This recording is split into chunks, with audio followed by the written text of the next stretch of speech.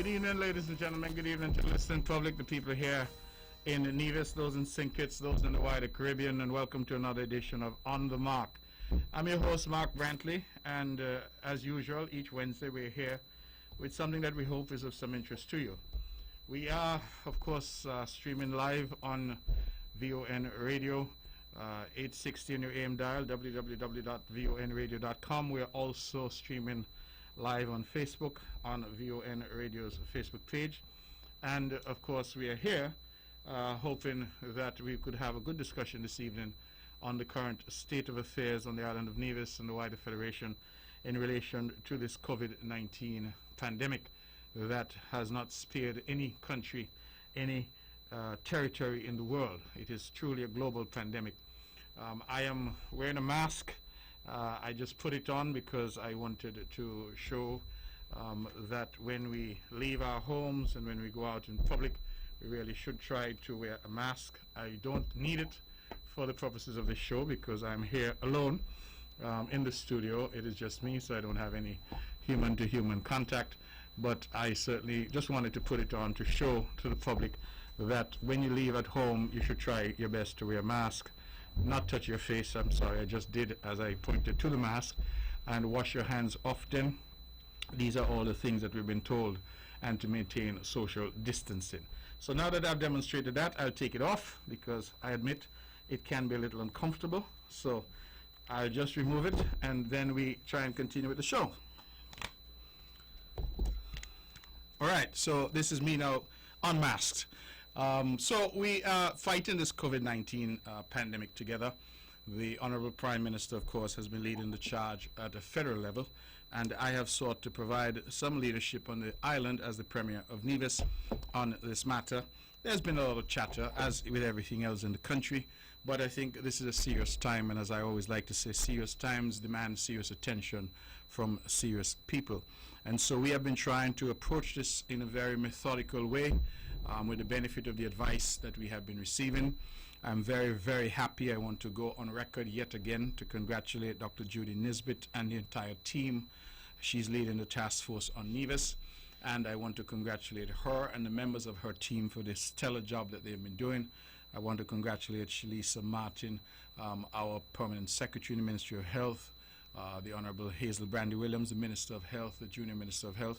I want to congratulate, of course, all of our doctors and nurses, lab technicians who are on the front line. I want to congratulate our police, Superintendent David and his entire team. I think that we've been working well together on the island of Nevis, and the only ingredient that we obviously cannot control is the level of cooperation of our people. And I continue to appeal to our people to cooperate with us and allow us together to overcome this particular threat. This COVID-19 pandemic has thus far, we've had thus far 4 confirmed cases on the island of Nevis. In fact, I'll check my phone quickly so that I can give you updated statistics that I received just this evening for the island of Nevis. So I want to emphasize that. These are for the island of Nevis. Thus far on Nevis, we have 67 persons currently in quarantine. 67. We have tested 65 persons. So our test ratio is quite high. Of those 65 persons, we have had negative 30. Of those people have come back negative. We've had 4 positives, and we have 31 that are pending. We've so far released 109 persons from quarantine. That is as of 5 p.m. today. So let me just run through those figures again. Currently on Nevis in quarantine, we have 67. We've tested 65 persons. We have had 30 negative results. We have had 4 positive results, and 31 results are pending. We've so far released 109 persons from quarantine. Now, let me just explain, because one may ask, well, how come we have so many pending results and how come we've done so many tests? The reality is that after we had the 4 cases, we had to do what is called contact tracing. So every person that those 4 persons came into contact with that we felt might have been at risk, we would have done, trace them, track down those persons, and then administer a test to those persons. So it is not to suggest that those persons have any symptoms whatsoever. It is not to suggest that those persons have COVID-19. It is simply a precautionary measure. So if you're wondering why so many tests have been done, that is the reason that the technical people have given to me, that it is just standard to test persons who would have come into contact, whether or not they have demonstrated any symptoms, and that is the approach that has been taken on Nevis thus far. I am to report that the 4 persons who have tested positive, the latest report I got as of yesterday, all 4 people were in excellent health. In fact, 2 had been hospitalized. They have since been released from hospital. Again, consistent with the protocols, those persons are isolated and they will remain isolated. Some people have been asking, well, how come we don't have yet anybody that has recovered or put in the category of recovered? And the explanation for that is that under international standards, WHO standards, in order to mark somebody as recovered and put them in that category, they would have to do 2 tests within the space of 24 hours or 24 hours apart, and both tests must come back negative. Alternatively, they'd have to go for 14 days without showing any symptoms. And that is the rule that is being applied. And so if you haven't seen anybody yet put in that column of recovered, it's simply because either those 2 tests have not yet been done, or alternatively, the 14 days has not yet elapsed to say that they're symptom-free. So those, I'm told, are the criteria, and that is the basis on which persons would be released and put into a category of having been recovered. But thank God, the 4 persons are in good health. That's the report that I've had. And as I said, the 2 that were hospitalized have since been released from hospital. All 4 remain in isolation to ensure, of course, that we are doubly sure that they are no threat and that they are no longer contagious. And so that is the position as current. I think we all have to be very grateful. I'm told that of the 7 cases on St. Kitts, none had to be hospitalized. And so I don't presume to know what their condition is, but the fact that they have not been hospitalized would suggest as well that their health is in fact good. The 4 in Nevis, I'm told, are in good health and are not showing any symptoms, and therefore I think we all have to be very happy about that. We continue to look at the news and continue to see what is happening globally. I would want to send greetings out and to let our friends and family in New York in particular and in the US generally, to let them know that we're praying for them. Our friends and family in Canada doesn't appear to have been hit as hard, but certainly in areas like New York, and I'm now here in places like Florida, which have large numbers of Kiddishans and divisions, I'm told that they've been hit pretty hard. And in fact, some of our people have been now counted among those who have died from this coronavirus. And so our hearts and prayers goes out to the people in the United States and elsewhere in the UK, which has also been hit hard, and to say to them that we are aware that some of our people have passed on. Our condolences certainly to the families. We are aware that some of our people even now are sick with this coronavirus, and we would want to pray for everyone. And last week I had invited the ministers and the servants of God to call in, and we dedicated it 2 hours last week. I thought it was a good show. We in fact went a little over time, which is an unusual thing for us, but we dedicated that time to really prostrating ourselves before God and trying to get his intervention on our behalf. They say that prayer helps, and I think it does. Prayer moves mountains, and so we continue to pray for each other, and for our island, for our country, but also for our region and for our world, because we have never seen a time like this. There's been a lot of discussion, ladies and gentlemen, about leadership, about whether or not we have done as much as we can. I want to say to our people that I understand. I understand the difficulty. All day today I was on my phone, various people are calling. The Prime Minister has now announced a lockdown starting on Thursday evening until Thursday of the following week, Thursday of next week. And so it's a lengthy period of time for persons to be locked down. People are at the supermarkets. People are trying to replenish supplies. Some understandably are saying they don't have money to replenish supplies. I understand. I truly do. And what we're trying to do is to seek to do our best. And in doing our best, we're trying to balance the health concerns and, of course, the other concerns, the economic and the other concerns that our people have. And I'm asking our people, please, to be patient with us. It is hard sometimes asking for patience when persons are frustrated. They have children to feed. They're not sure how that's going to happen. But we are asking you to be patient nevertheless. Why? Because there is no playbook for this.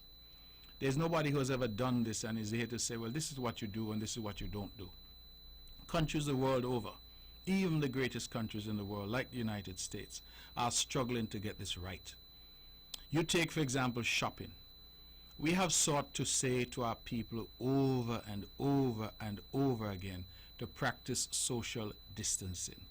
In fact, that language is now everyday language in our society. Social distancing. Stay at least 6 feet apart from each other. And no matter how many times we tell our people that, our people still insist of rushing to various places and congregating in large groups. And you come back the next day and you say it again. And you come back the next day and you say it again. And our people still insist on congregating and going in large groups. When that happens, the government is forced to take action.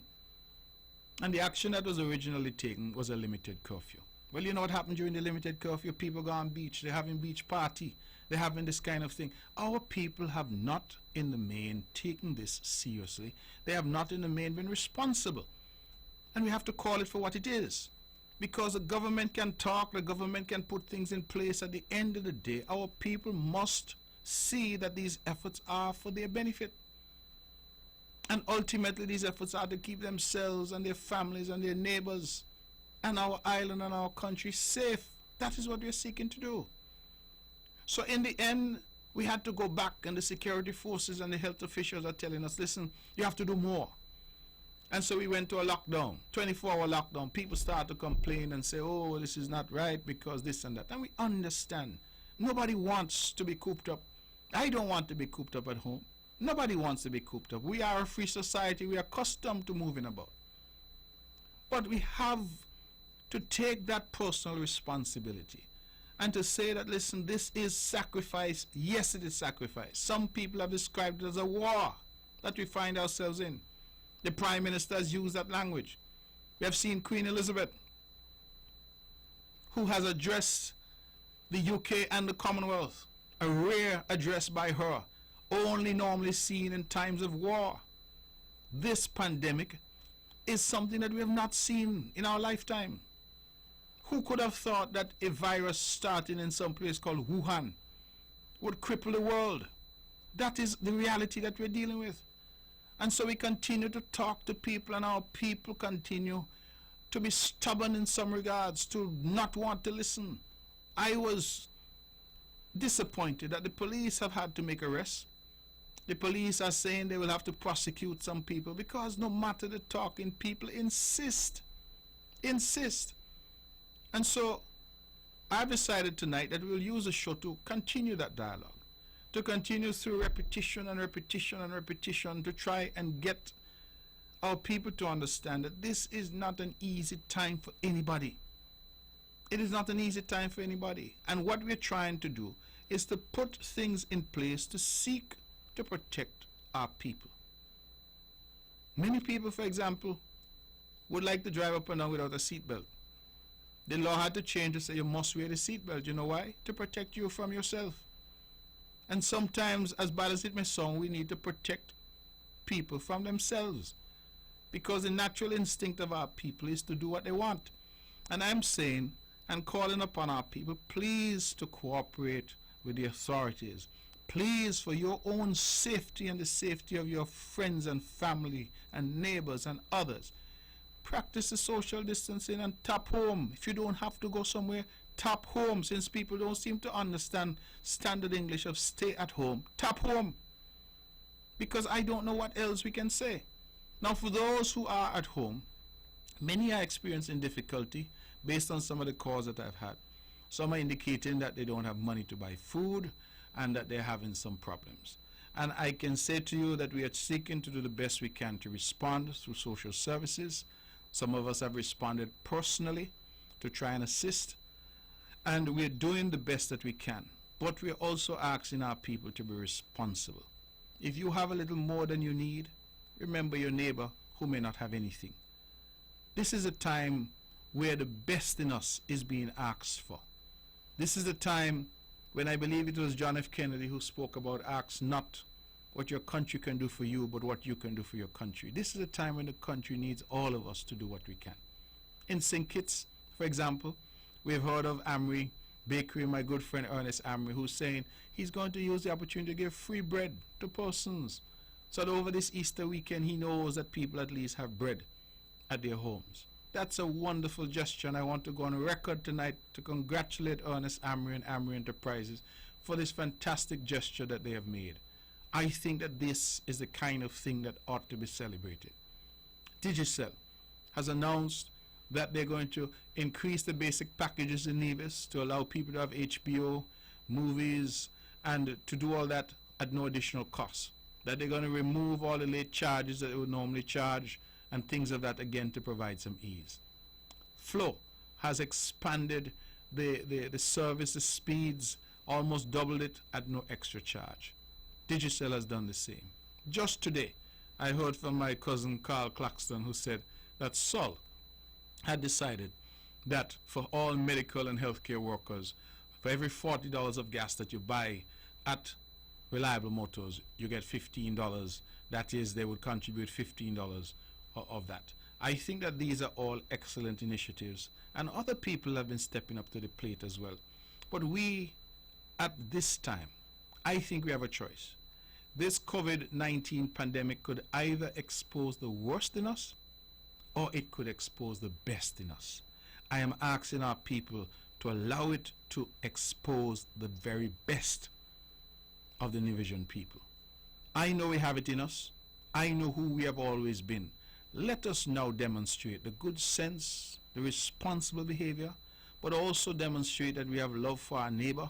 And if we have a little more than we need, that we look out for those who are in need. Let us try and do that. The government is doing its part. We as individual government ministers are doing our part. We need the members of the community as well to do their part and to insist that we continue to take care of each other. And taking care of each other does not necessarily mean always giving somebody something.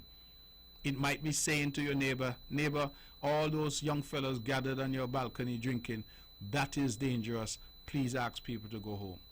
And it is not to insult anybody. That is not the intention. I know that I've gone about and I've stopped in the village and I've said to some people, listen, you shouldn't be doing that. I don't want people to take it as if you're trying to insult them. That is not the intention. The intention is to keep you safe. To keep you safe. Some of the horror stories that we're hearing of youngsters going out to party and come back home, bringing the COVID virus into their house for their grandma, their mother or father to catch it, and then you have a death in the family. These are things, ladies and gentlemen, that we can guard against. The COVID-19 virus, all the health officials say, needs the human body to be transmitted. So it relies on me and you taking it in our bodies from place to place. If you stay home, it has no place to go. That is the simple logic of it. If you stay home, it has no place to go.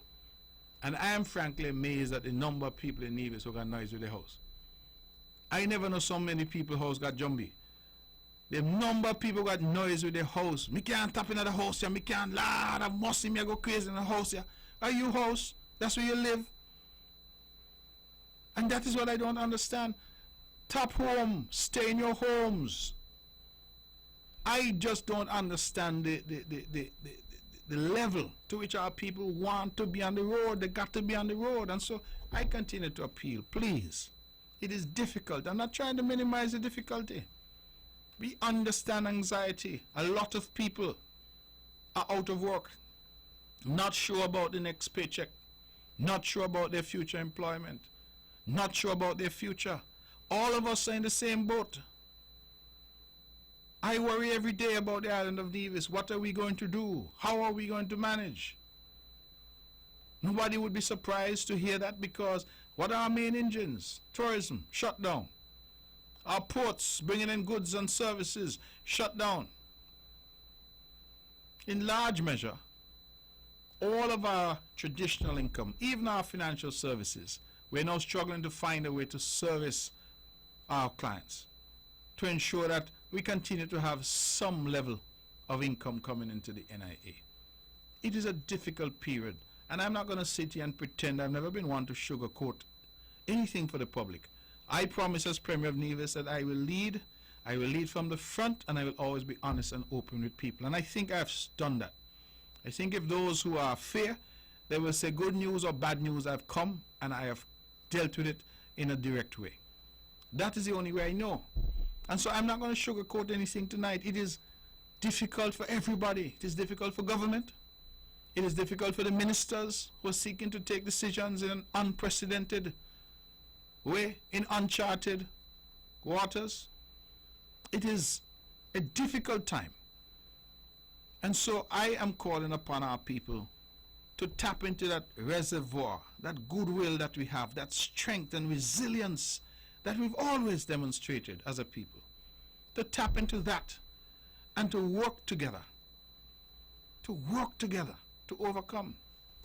I, for example, know that we're in a political season, at least we were. An election is due, federal election that is. And the party that I'm privileged to lead, the Concerned Citizens Movement, we're ready. We are ready. If an election is called tomorrow, we are ready. But we understand that this is not the time for that. I want to feel as the book of Ecclesiastes, I hope I'm not wrong, which speaks about a time and a season for everything. A time to plant, a time to pluck up. A time to be born and a time to die. Well, the Bible didn't say that, but my view is there's a time for politics and there's a time for us to be patriotic and to work together and put aside political differences. For the moment, there'll be a time for that. A time for everything and every season under heaven. And so we have said as a party, my party executive, myself as the leader, and we have said, listen, we are not going to be engaging in any politics because our priority now has to be the safety and security of our people. Every man, woman, and child on Nevis, their safety and security has to be our priority. What people are going to eat, how they're going to eat, how we're going to survive, how do we ensure that our healthcare system is capable of responding, those are our priorities. And so if you've not heard me talking about the politics or trying to respond to people with their political nonsense on social media, it is because we have taken that decision because we are guided by a higher principle. And that higher principle is to seek to do the best that we can, given the resources that we have, for the people of Nevis. And so I don't want people out there, because even some in my own party have been saying, man, you're not giving any of the political blows that we've become accustomed to. That will come, and there will be a time for that. Now is a time for us to come together and to save our island and our nation. And that is why I have already written, as I indicated before, to the parliamentary opposition to indicate to her what the position is. Last week I was here, I said I had not had a response. She did call in very briefly, and then the call got cut off to say that she had written. I have since received that response, and I thank the Honorable Cleone Simmons for her response. The reality is, ladies and gentlemen, we're in this together. If COVID were to strike tomorrow, COVID not knocking on your door and say, you NRP, you CCM, and waiting to get the answer to come in the door, you know. That's not the way it works. It's there for everybody. So a lot of the cataflam that I'm just passing as political commentary and debate, I have no time for that at this point. When the time comes for the campaigner-in-chief, you will hear from the campaigner-in-chief. Right now, I am the Premier of Nevis, seeking to do the best that we can to protect lives and protect the people of our beloved island. Now tonight, we are going to have a show where I have asked the ministers if they are available to ring in and just to give a brief update as to where their ministries are and what has been happening. The truth is that a lot has been happening. The task force led by Dr. Nisbet, they will hold another briefing tomorrow at 2 p.m.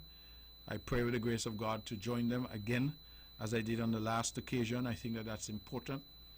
They are reporting daily to me, and I in turn reporting to the cabinet in terms of new developments. We have had many people who have stepped up to help in various ways and volunteer their services, and to them I'm grateful. We have been stepping up in terms of food production and agriculture generally. I believe the Minister of Agriculture and Deputy Premier maybe calling in to update us on that. Social services and our seniors, we have done that. We made a big announcement just today, the Honorable Minister Eric Evelyn, that Culturama this year has had to be cancelled. These are difficult decisions to make, ladies and gentlemen. Who would have thought when we started January and we rang in the new year that we would be talking about cancelling Culturama? These are difficult decisions, but they're decisions that have become necessary, and what we have tried to do as a government is to shift whatever little resources we have and put everything on the line to fight this COVID-19 pandemic. That is what we've been seeking to do. Now, I'm going to open the lines very shortly, but today, again, in an effort to make things better, easier, and to enforce social distancing, we had this zone system being tried for people doing their shopping. So Nevis is divided into two zones. Zone 3, comprising the parishes of St. Paul, St. Thomas's, and St. James, they were allowed to shop today. And then Zone 4, comprising St. John's and St. George, will be allowed to shop tomorrow. That was the intention, and it would be useful also to hear from the public how it has worked. I got very mixed reviews today. Some got in touch with me to say that it was a brilliant idea, it worked well, and others said it was a disaster. So I would really like to get a sense from the public, because we are a government that is listening. We are a government that is continually trying to get it right and trying to strike the right balance. And so with that, I open the lines, 869-469-1616, 869-469-1700. Those are the numbers to call if you want to be a part of the show. And as I said, I'd asked the ministers to call to update. I trust and hope that they will be able to get in and to give us an update as to where they are in some of the things that they're doing. In education, I know that the Charlestown Primary School, we have some work to do there. Question is, how can we get that done? In health, various things have been happening. So let me go to the lines now and see who wants to talk to me. Good evening, you're on the mark.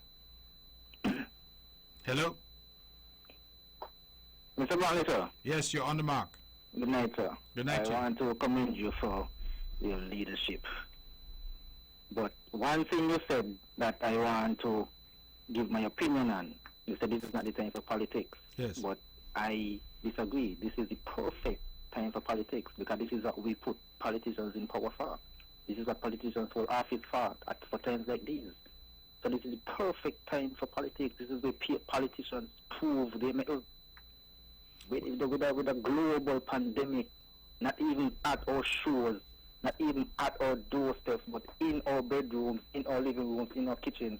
This is the perfect time for politics. But when I said call, I don't want to be misunderstood. I understand you. I understand you perfectly. I just want you to know that this is what politicians are in power for. Well, I would say to you that people should learn to listen yes. to guidelines and rules and regulations on the persons in power. Mm-hmm. You understand? Okay. All right. I take your point. What I would say in response is that when I say it's not a time for politics, I mean the back and forth and the party politics. That's not helping nobody. I completely understand. My view is... But I just want to know there's a positive side to politics. Well, I agree with you, but what I would say is, and perhaps you would consider, that what I would say is that you elect people, and this is a time now for leadership. People want to see, as you say, the mettle, right? When Martin Luther King advocated for equal rights in America, he was political, but he was leading in a difficult time. Whenever you've had times of war, Winston Churchill have had to lead. So I think that is the approach that we have decided to take, that rather than engaging with the constant attacks and some of the things that people have just continued in terms of the political vein, that we are not engaging in that, but rather trying to demonstrate the necessary leadership, quiet, sober, calm, and sensible. I believe that's what the people voted for, and that is what we're seeking to fulfill. But thank you very much for the call. I really appreciate it. Ladies and gentlemen, we're continuing our calls, and let me go back to the lines. Good evening, you're on the mark.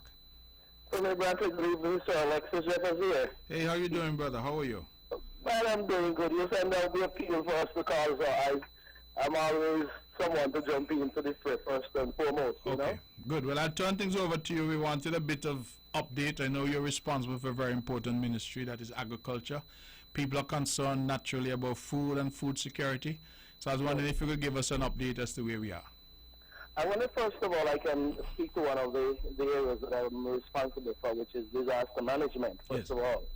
I want to start by congratulating Mr. Brian Dyer, who is the director of the Nevis Disaster Management Department, for securing the funding and equipment to outfit the Emergency Operations Center over there at Long Point. The reason why I'm singling him out and his staff, for example, is the fact that Emergency Operations Center is now being operated 24 hours a day now. So it means that the work was done initially to make sure we have such a facility in the time of need, which is what we are in that particular type of situation now with the COVID-19 crisis that we are facing. So because of that, you have the health officials and also the security team that is there 24/7 and ensuring that all of the information that is gathered, it is processed and disseminated to the general public here on Nevis. Mm-hmm. So they must be commended, or he must be commended as Brian Dyer and also his staff, because it is a collective effort, but of course he's the one who is spearheading that particular department. And I want to thank them for their effort and their performance thus far.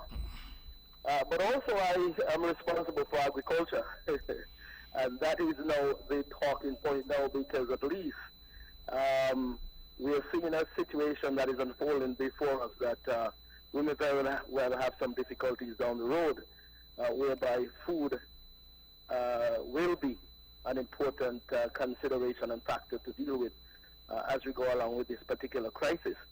I have said from time to time that if, for example, we are faced with a crisis and the boats are not able to come for 2 weeks, 3 weeks, a month, or even months, we should be able to feed ourselves for that particular period of time.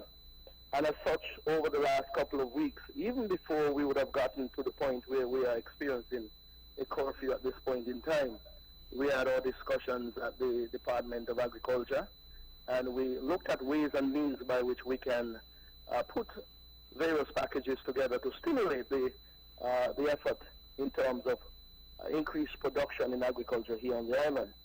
And I believe that we were ahead of the game to some extent, because at least we're able to give now, based upon the planning that we would have done, I believe 3 weeks to almost a month ago. And I want to, at this point in time, commend the Permanent Secretary, Mr. Huey Sargent, the Director of Agriculture, Mr. Randy Elliott, Yes. and all of the staff members there at the Department of Agriculture, because, as I always say, no one man is an island, so it's a collective effort on the part of everyone there who would have put this particular stimulus package together. And I must say also, Premier Brantley, that it is not so much from the department standpoint, but this is a wholesale policy that was adopted by the Nevis Island administration, which you spearhead, of course. And I would want to thank you publicly for giving me the opportunity to manage agriculture here in Nevis for a second term, so to speak, because I was given this responsibility back in 2013.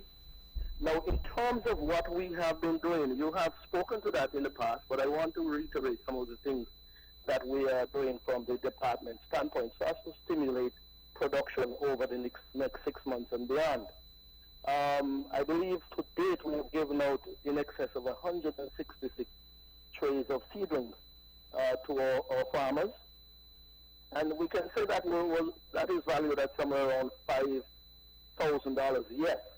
But we are anticipating out of this particular start, we are seeing in excess, or we should see in excess of 58,000 pounds of food being produced as a result of those 166 trays of seedlings that were given out. We started with distribution of seedlings such as sweet pepper, seasoned pepper, lettuce, watermelon, string beans, and also cucumber. And we do have an abundance of sweet potatoes as well on the island also.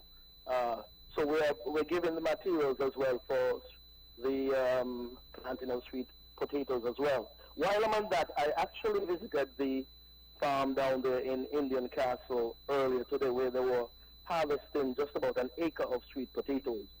That is excellent, and I will say that while I was there was some plowing done to ensure that we can continue planting additional crops of sweet potatoes, which I believe they were plowing just about 3 acres of land. Now, in another 3 weeks as well, thereabout, we should be harvesting another 3 acres of sweet potatoes. Right now at Indian Castle, we do have watermelon in the ground and also cassava. I start with Indian Castle, Premier Brantley, because in 2013, when we assumed governance, that area was under cultivation. They were cultivating, I should say, cotton down there. And we felt that it was not a crop that we believe was beneficial to the island of Nevis at all, because right now as it is, there are some bales of cotton that are still sitting down over there in the river. And we know that didn't go anywhere. And we know we can't eat cotton, huh? You can't eat cotton. So my thinking then, let us go and plant products that we can consume. And the thinking then has certainly started paying dividends, because you understand that we reaped an acre of sweet potatoes today. We'll reap more in 3 weeks, and then after that, in the next 3 months thereabout, we should have additional sweet potatoes down there to harvest. The field is looking lovely down there. I was somewhat surprised, meaning I haven't been down there for at least a month or about 6 weeks, so I was surprised at what I saw. But of course, the permanent secretary and I will have we normally would have a conversation every Monday morning, time permitting, where we'll plan our programs and execute accordingly. So I understood then that some work was being done down there, but going there this morning was a sight to behold. Yes. Also down in the river, we would have harvested this morning some carrots and also sweet corn. So you moved from Indian Castle now to New River? To New River. Okay. And they were harvesting sweet corn and also carrots this morning, along with some beet as well. So some production is going on in New River also. These products will be brought to the Division public. And while we are at that, I believe I saw something today where it appears that we are trying our best to ensure that we provide healthy and nutritious food to all the general public here in Nevis. But we also want the help of our farmers and also the vendors who eventually will sell some of these products. My understanding is that we're selling sweet potatoes at $3.50 to our vendors, and then they are turning around and selling at $8 a pound. That is that is over 100% markup on Premier Brantley. It is unacceptable in the sense that we're trying to endeavor best to feed our people and to feed the island and to make sure that the poorest among us is able to have a nutritious meal. And I am appealing to our vendors to have some conscience at this point in time. Now, we have made stalls available to our vendors, for example, at the public market, and I believe it's at $5 a day. I believe that is what the going price is. Now, when you look at the input, we have put a great deal into agriculture here on the island of Nevis. And all we're asking all of our stakeholders and all who work with us at the department to then go ahead and offer prices that are manageable, prices that can be paid by the poorest among us. Persons like you and I might be able to go down the road and buy these products at whatever price. And I say that not that we have the money, but at least we have a little bit more than many among us. So we want to make sure that the entire Nigerian public is able to feed themselves, based on the fact that we are putting in as much as we can. Now, that is not only what we are doing in terms of what I just mentioned with respect to the seedlings that were handed out already. We have planted some additional seedlings that should be available within the next 2 weeks. And these are given out for free. That is the bottom line.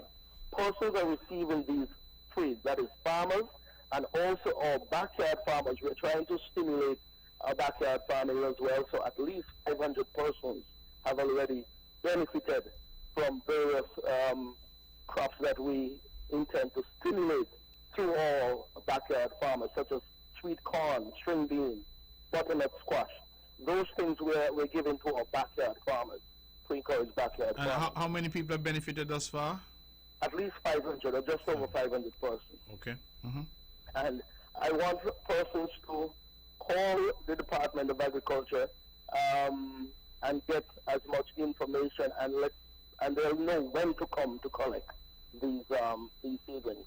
They are available. We're not out of them at all. So I want persons just to be patient for sure, though. Okay. As a matter of fact, I can say that we continue to do a lot in terms of the livestock side of it as well too, because we have waived some of the processing fees at the abattoir. We have already reduced some of those fees as well. So what we're trying to do is to ensure that our meat producers are able to bring their animals for slaughter and then are able to sell to the general public. Sometimes persons will have a difficulty, with the prices or the cost that we have there. But of course, we do have tremendous overheads in terms of payment for labor, electricity, and that type of thing. But we're willing to waive those this time to ensure that enough meat is being brought to the market here on Nevis. I will say this morning I went to the abattoir as well to purchase some of the products that they sell there. I am one who believes in buying our local meat products, so I went there to buy some smoked chicken this morning. As a matter of fact, I was looking for some ground beef as well, which is not available now, but the assurance is there that we'll have some in a couple of days. Mm-hmm. You know, we have done an excellent job over in the Madden East area at the stock farm there to improve that stock farm and to ensure that we have, continuous production of beef here on the island of Nevis. In 2013, I can recall all of our beef was being imported from our neighbors there in Census Station. And not that I don't like patronizing them, but I also do believe that we should be able to feed ourselves internally, and that is why we would have done a tremendous job in developing the stock farm over there and ensuring that we have continuous production of beef and beef products here on the island of Nevis. As a matter of fact, I was informed as well that we have seen at least an increase in the production of eggs here on the island of Nevis in recent months. We are somewhere about 5% above the average production that we have done over the last couple of months as well too. And while I'm at that, I want to say we would have done something that we did not receive a lot of backlash for it, but it was a bold move in that we indicated to our poultry farmers, we're going to protect you. And we're going to protect you from all of the different forces that were out there. In that, the only persons who can import eggs into Nevis are bona fide poultry farmers. It was a decision we took back in 2013, and it has certainly paid dividends. I want to commend all of the poultry farmers here on the island, especially the egg producers, and they know who they are. Well, Gerald he has set up an excellent farm down there in the river. Anthony Jones is still into egg production, and all around the island we have some smaller producers who are out there fulfilling the demand and the need that exists here on the island for egg products as well. I also want to say at the supply office we have an adequate amount of feed for our livestock farmers as well, so they can certainly call into the supply office. We do have subsidized prices there as well. Also want to say we're working with the Nevis Water Department to ensure that we can offer free water to our but registered farmers for the next 6 months. So that is something that we're working on, and hopefully we'll have that organized in short order.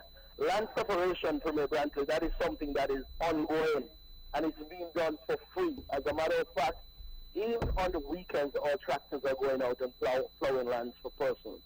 As a matter of fact, on Sunday last, I would have seen that at work. Today, for example, I would have seen 2 tractors out there on the road. So I want to commend the guys at the department for ensuring that we are providing that service. Some persons may have had some delays in the service getting to them, but we will get there. While I'm on that, I want to thank the Commissioner of Police, Hilary Brandy, and the entire security force as well, for ensuring that the opportunity was afforded to crop farmers and livestock farmers to go out and ply the trade, and also the fisher folks as well, even in these challenging times when we have this emergency situation currently in force.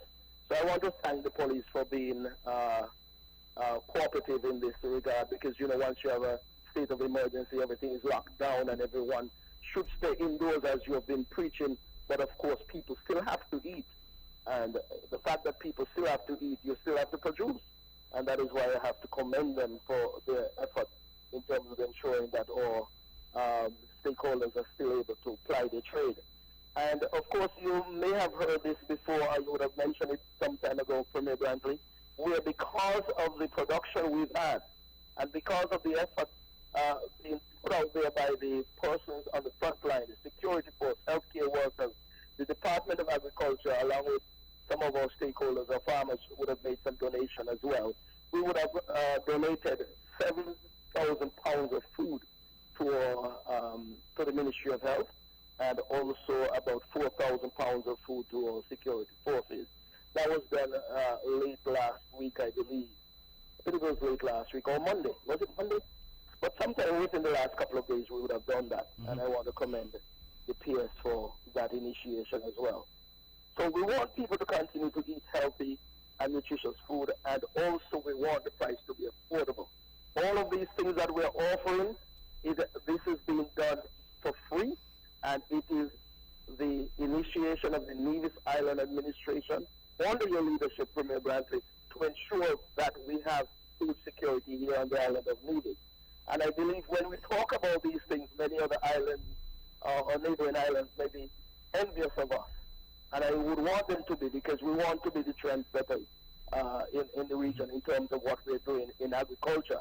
While I'm at that, let me mention, for example, someone like Mr. McClevin McIntosh up there in Rollins. He has 2 greenhouses up there, and he is more or less into microgreens, but he's also producing tomatoes and other products, and he has been doing a fabulous job.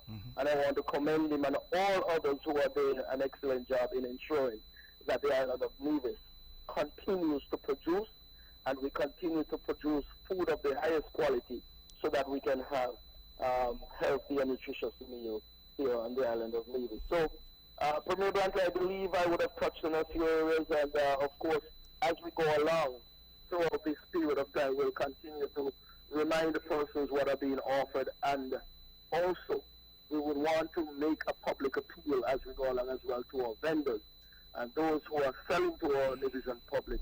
Let us be cognizant of the fact that we're in difficult times.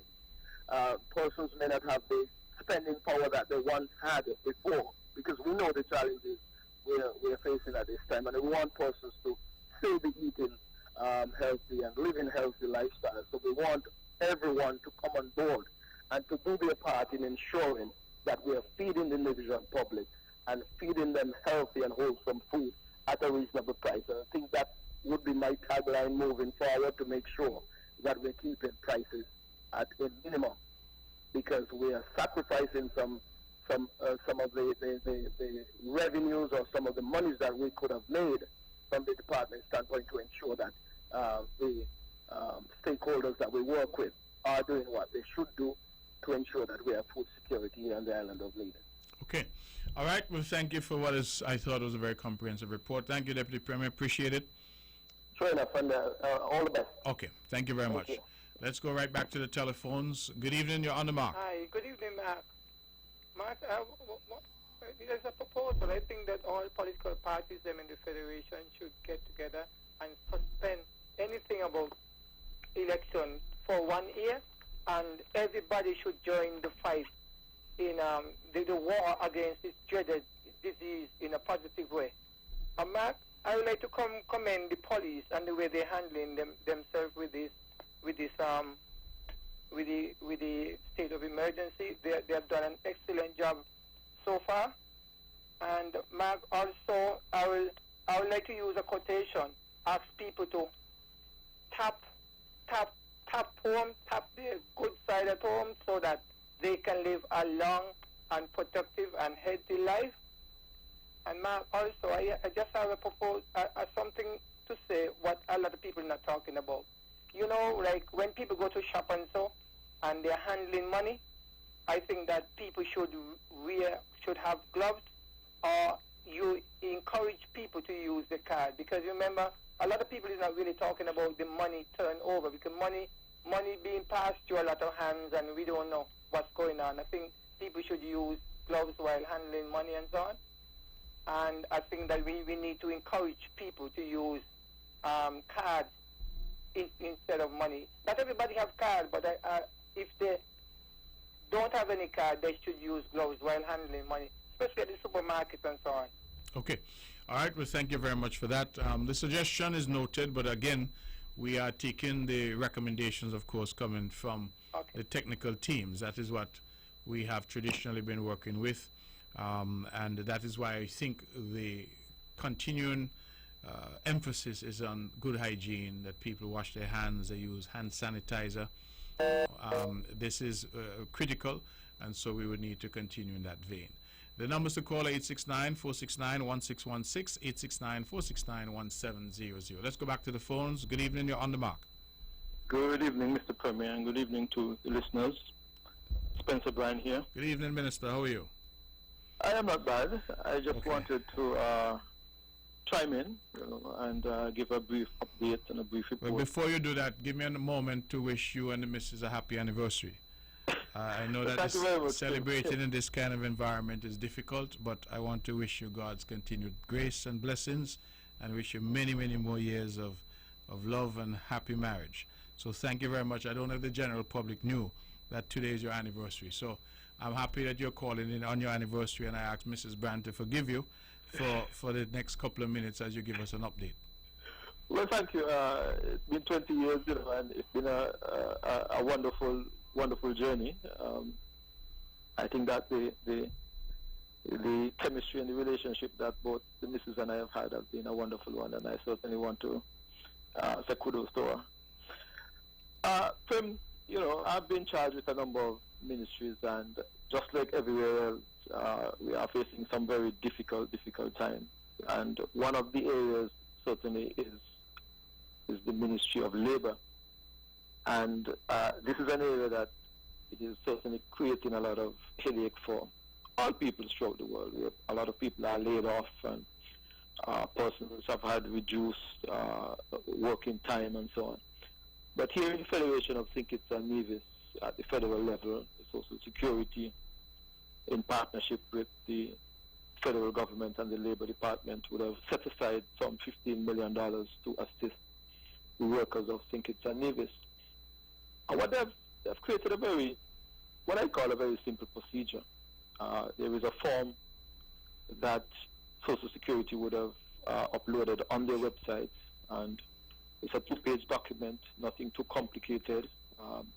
It just asks for some basic information, name, Social Security number, address, your current employee status, the date you last worked, and things like that. And once this document is completed, it has to be taken to our Labor Department here on Nevis to have it authorized and sent off to Social Security. Now, there is some pertinent information on that form that I want the general public to be aware of. And because the financial institutions are working very limited hours, the important information has to do with your banking information, your name of your bank, the financial institution, your bank account, and importantly, whether the account is a saving account or a checking account. Those are some pertinent information that is required on the form. Now, the form is presently available on the Social Security website, and the Social Security website is socialsecurity.kn. And once you click on that website, the form automatically comes up in front of you. So it's not a difficult form to find on the Social Security website. You can fill it out online, or you can have it printed and fill it out and take it to the Labor Department. Now, for the various businesses who would have laid off or have reduced working hours of their employee, we are suggesting to them that they can help this process and help the situation by sending a letter to the Labor Department indicating the names of the individual and the last working date. And I can send that letter to the Labor Department with all of their various employee information. But I am also suggesting that they also give each of their employees a similar letter, because that letter would also be utilized and come in very handy and very important to their various employer at their financial institution at NEVDEC and whichever other institution is offering assistance. I also want to say, Prim, that one of the other things that we are working on, I know my colleague was just on moments ago and he indicated the assistance that Water Department in conjunction with Agriculture and the Ministry of Agriculture to offer some assistance to our registered farmers. And I am hoping that while we are offering this free water for the 6 months to registered farmers, that they will utilize this free water to, as far as possible, add additional food to the island of Nevis and keep the price at a minimal cost. This free water would be observed by the NAA, and we don't necessarily want to encourage our people to get something free and then increase the price on the ordinary man and woman because there is a crisis. I also recognize, Prim, that I am also responsible for public works. And you know, we have had a number of projects on the ground here on the island of Nevis, all of which would have been shut down, the Brown Hill project, Quadruple project.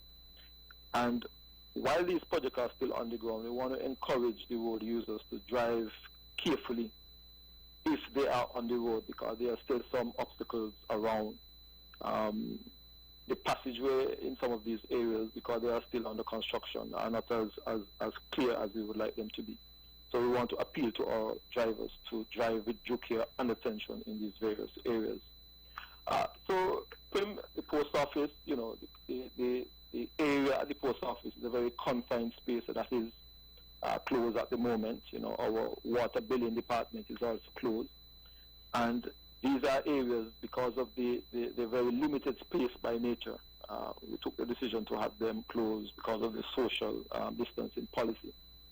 We also have the Public Works Department and the repair shop. All of those are, well, particularly the Public Works Department, we would have been working with the Ministry of Health to give them some assistance in ensuring that a number of sites, that if they are need to use those sites, they are offering some assistance to the Ministry of Health to get them ready, and they have done so. And those are just some of the areas that I wanted to give a quick update on as it regards to some of the various ministries that I am responsible for. I want to take this opportunity, Prim, and congratulate you for your leadership during this crisis. I also want to say congratulations to our Minister of Health, Madam Hazel Brandy Williams, because I think that a lot of the pressure and the stress is actually shifted to her and her ministry and her various officers. And I think that they have handled this stress and this pressure with flying colors. And I just wanted to use this opportunity to say to her and to her entire staff, and to you, Prim, as the leader of this government, congratulations for the leadership that both of you have exhibited during this very difficult and testing time. Okay, thank you very much. I think you can go back now to the honeymoon celebrations. And we really appreciate the update. Just before you go, though, in relation to the Social Security relief, as many people have been asking, I am advised today that the Labor Department here, I think if you can just take another minute and just advise people that the Labor Department here has now the applications to be handed in. How's that process going? Yes, well, today they had a skeleton staff here to do some compilation of some of the information that they would have received. They are not necessarily open, but they can drop off the form there tomorrow between 9 and 11. once they would have completed them. The information that I have received today, that they would have already compiled some 400 plus applications just today alone to forward onto Social Security, and they would do their additional checks and so on and have those forwarded onto the Social Security Department. Okay, thank you very much. Thank you. All right, good. That was Minister Spencer Brand calling in to do an update for us in his respective ministries. And prior to that, we had, of course, the Deputy Premier, Honorable Alexis Jeffers, talking about food security. Very important that people understand the level of work that is happening and the level of effort that is being made. Going back to the Social Security relief, I'm advised that, as you say, over 400 forms and people have already been organized, that those are going to go to Social Security for processing. And people are asking, of course, when will they be paid? The information is that checks will start fairly soon. Social Security, I spoke to them just today for an update, and they've indicated that they too are working hard to organize and ensure that the people get money into their hands, because that is what is most important. Incidentally, I heard some complaints that people saying they didn't get the money or they're not getting it fast enough, and again, I understand. But someone made an interesting comment to me, say, even in the great United States, where President Trump has advised that every American will get $1,200 US, that up to now, that has not happened. So the problems in terms of processing to ensure that people don't cheat the system, all of these take time. And so that is why I continue to ask for patience, even in the most trying of circumstances, that our people have to appreciate that there are processes that have to be gone through, but that the relief is coming and it is guaranteed that people will benefit. Ladies and gentlemen, this is On the Mark. We're taking your calls at 869-469-1616, 869-469-1700. It is now just about 4 minutes past the hour of 9 o'clock, so we have roughly an hour left.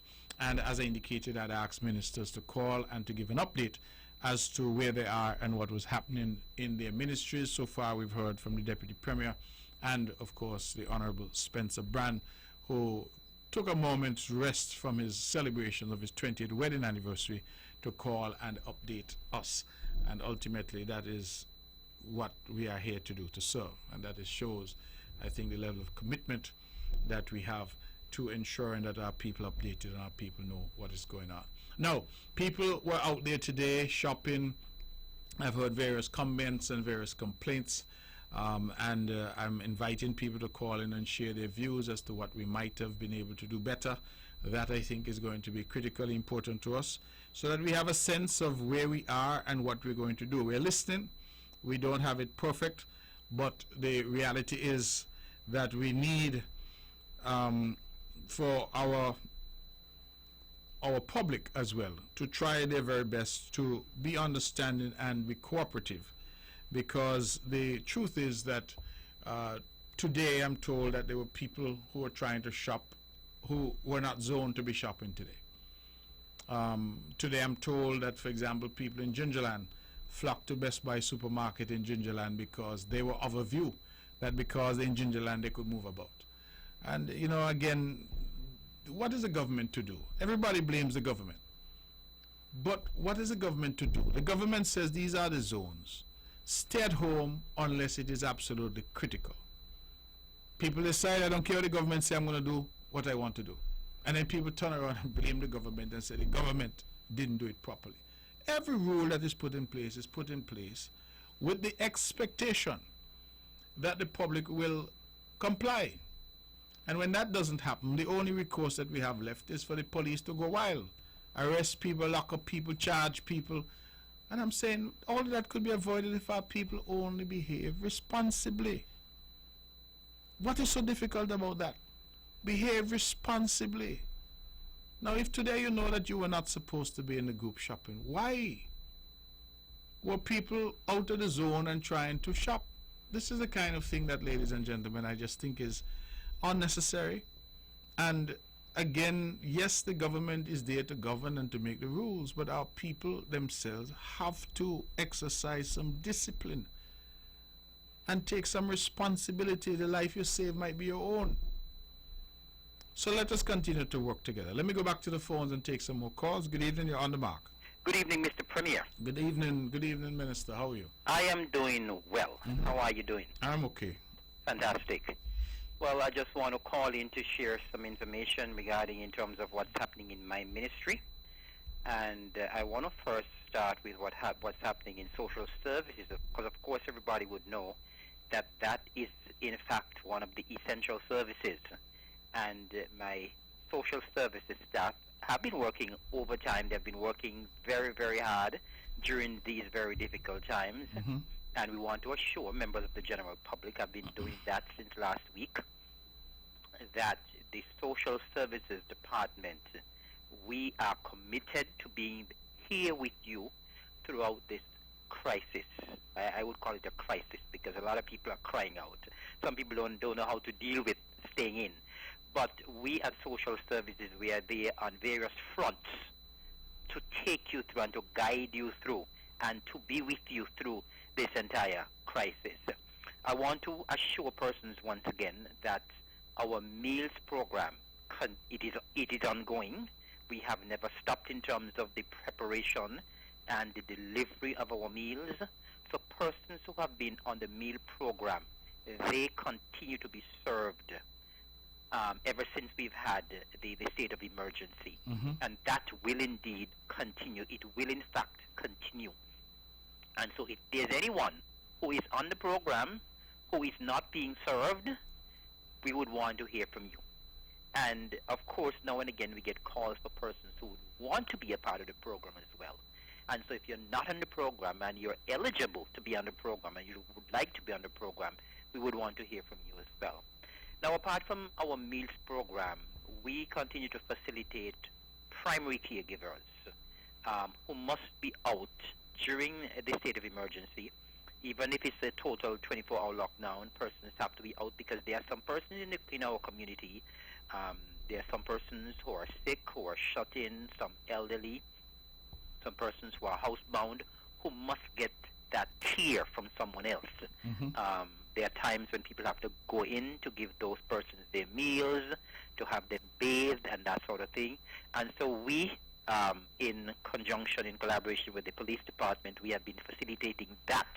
And a number of persons would have been able to get a pass from our social services department so that they can go on a daily basis to look after their loved ones. And that has been going very well. And we want to thank the police for working so well with us in that regard. Now, a lot of persons who have been following the radio would have been able to get their passes who were not able to get their pass before the state of emergency.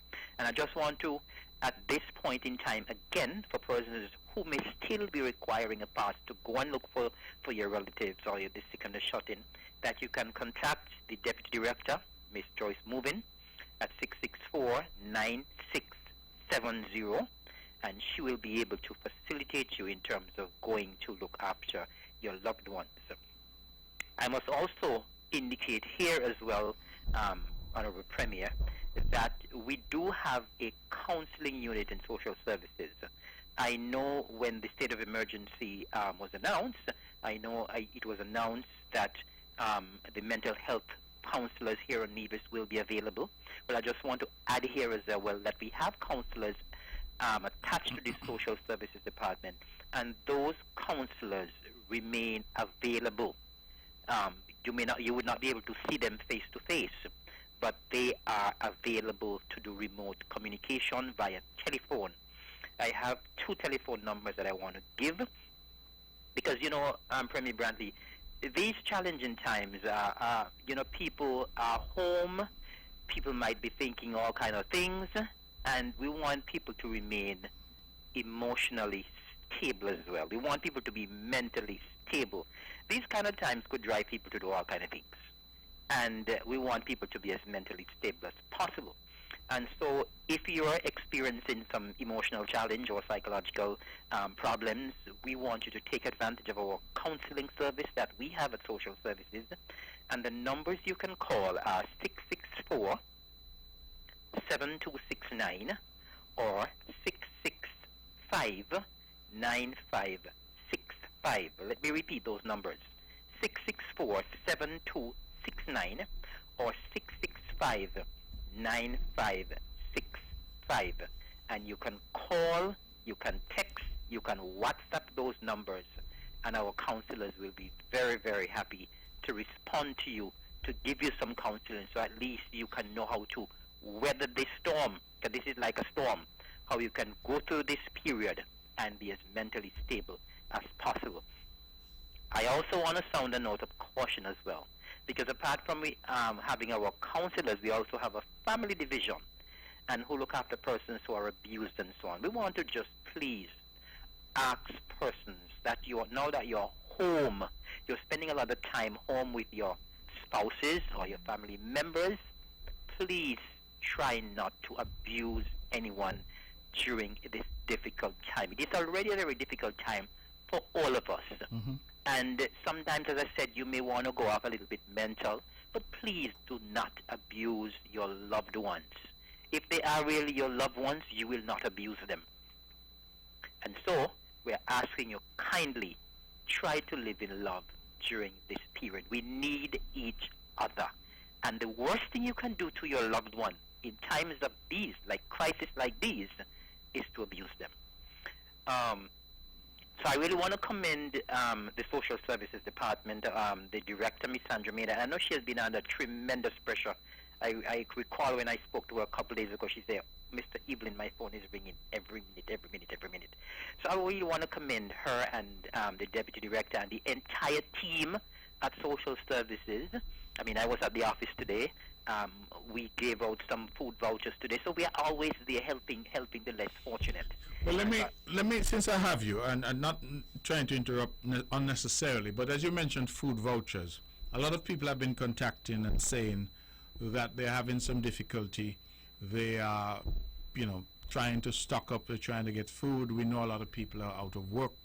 What has the social services been doing, and what can people do to be in touch with you through the ministry and department to try to get some assistance? Well, as I said, there are persons who regularly get food vouchers from us, and there are persons who, now that this crisis is on, are getting vouchers. And there's another number that you can call. I gave the numbers for the counselors. Don't call the counselors for vouchers. You can call Ms. Movin. I gave Ms. Movin's number. And you can also call 665-2501. 665-2501. And we, of course, we're going to try as much as possible to facilitate. We do not want persons to take advantage of this system. I know you mentioned earlier tonight that there are some who have more than others. And if you have it and you can afford it, please do not bombard the office with calls. We are trying to facilitate persons who are less fortunate who can do with their systems. And so, as I said, I want to commend social services for their hard work. Could you give us that number again before you move on? 665-2501. And as I said, you can also contact 664-9670 as well. Okay.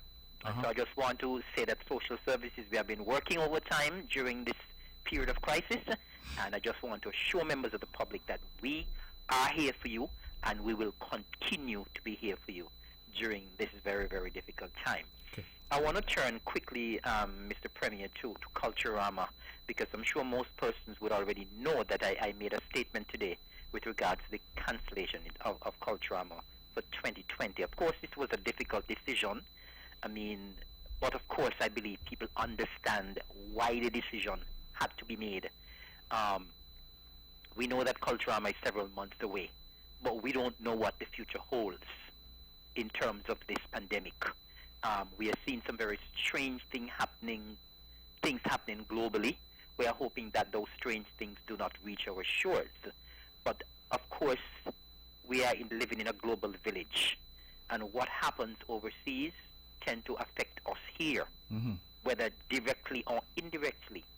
And so, even though we are several months away from Culturama, I think it was prudent for us to make this decision.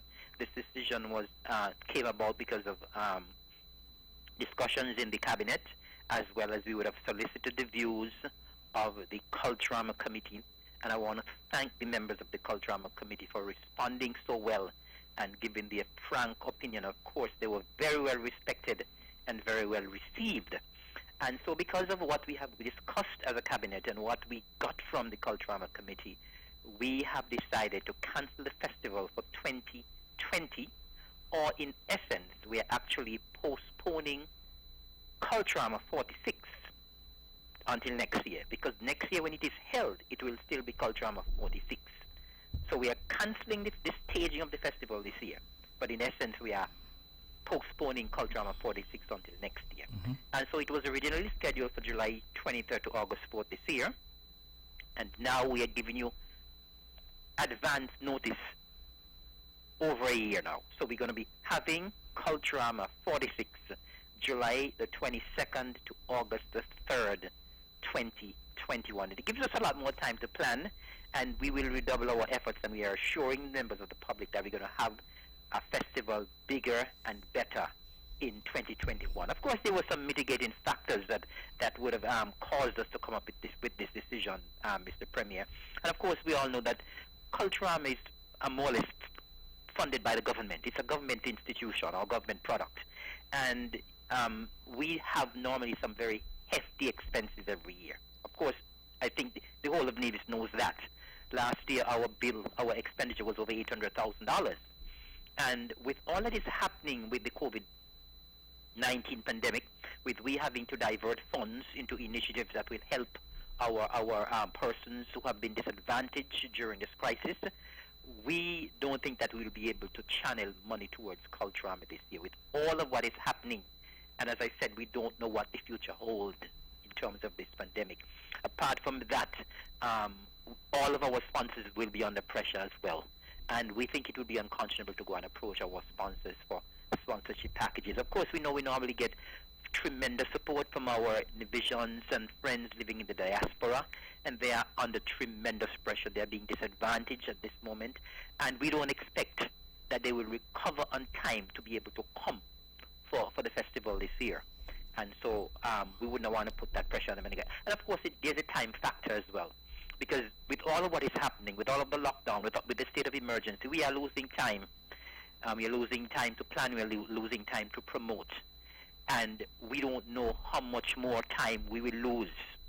And so we thought it best that we will postpone C44 and C46. C46. And as I would have mentioned in the statement today, Premier Brantley, some persons may wonder, well, why not just have a shortened version of Culturama? I just want to make it absolutely clear that Nevis and divisions, we have worked very hard to develop the Culturama product. And we cannot risk coming off of a high of Culturama 45 to do something that is watered down. So it's either we having Culturama or we are not having Culturama. And so we could not risk going from so high in C45 to a low if we're not given enough time to plan, and with all these mitigating factors against us. And so that is why we have decided, listen, we're going to take a break this year, come back stronger than ever in 2021. And so let me call the dates again for Culturama 2021. It's going to be July the 22nd until August the 3rd. And so we want persons to start bearing those dates in mind, even those in the diaspora. You can start bearing those dates in mind for next year. We want to apologize to all the revelers and all who normally take part, and the vendors and the general public in general. But we believe that you understand. And of course, we as a government, we cannot do anything to compromise the health and the well-being and the safety of our nationals and residents. And so we have taken this decision in the best interest of everyone. And so we want to thank you very much for your understanding. I know other persons would want to call. There's a lot more I can say, but I just want to wrap up quickly. And I just want to, just before I end, to commend Premier Brantley, all of the persons on the front line, the health workers, the security forces, all of the essential workers, all who have been at the forefront of this battle. I think persons have been doing a tremendous job. We have all been very proactive, and I really want to commend everyone. I want at this time as well to just reiterate the importance of obeying the orders and the recommendations of our health experts, our security forces, and so on. And when you're asked to stay home, please stay home. Whatever you're asked to do, kindly do. Kindly do, and we're reminding you because people can't hear this enough, Premier Brantley, because I saw instances today where persons were still bungled upon one another. There's a need for social distancing protocols to be observed, and we need to continue as well to exercise good personal hygiene, wash our hands as much as possible, and I think we will all get through this together. And I want to commend you, Premier Brantley, for your astute leadership in this crisis. You did speak earlier tonight about politicking and so on. And I have the greatest respect for you because for the past weeks, you have stayed calm and focused, and you have not responded to most of the political garbage that is out there on a daily basis. Because sometimes when you stop to respond to the garbage, you lose focus, and right now is a time to focus. Now is a time to show leadership. Leadership is what is going to matter in a crisis like this, and I really want to commend you for staying focused, steering the ship well, and for ignoring the garbage. So I want to commend you once again, commend the entire cabinet of the Nevis Island administration, and of course I want to commend Prime Minister Harris and the federal cabinet as well for the fantastic work that has been done through a crisis like this. As you keep saying, there's no book because this is something unprecedented. And I think under the circumstances, we have done very well. And may God continue to bless us and continue to guide us as we take St. Kitts and Nevis through this crisis. And I want to take this opportunity as well to wish all a very blessed and holy Easter. And may God continue to bless us all. Thank you very much for accommodating me, sir. All right. Thank you, Minister. Thank you for the comprehensive update, and particularly to providing numbers where people can call, because, as I said, there's still pockets of people out there who are saying that they do need assistance, and I think they'll be grateful for that. And certainly as a government, we'll try to be as responsive as we can be, given the circumstances. It's important that our people know that they're not in this alone. Now, as I wait for the other calls to come, 869-469-1616, 869-469-1700. Let me just point out that Minister Jeffers, the Deputy Premier, and of course Minister of Agriculture, raised a point about gouging, and I want to please appeal again to the best in us, that if we're buying potatoes from the government at $3.50 per pound, there's no reason in the world why we should be trying to sell them for $8 a pound.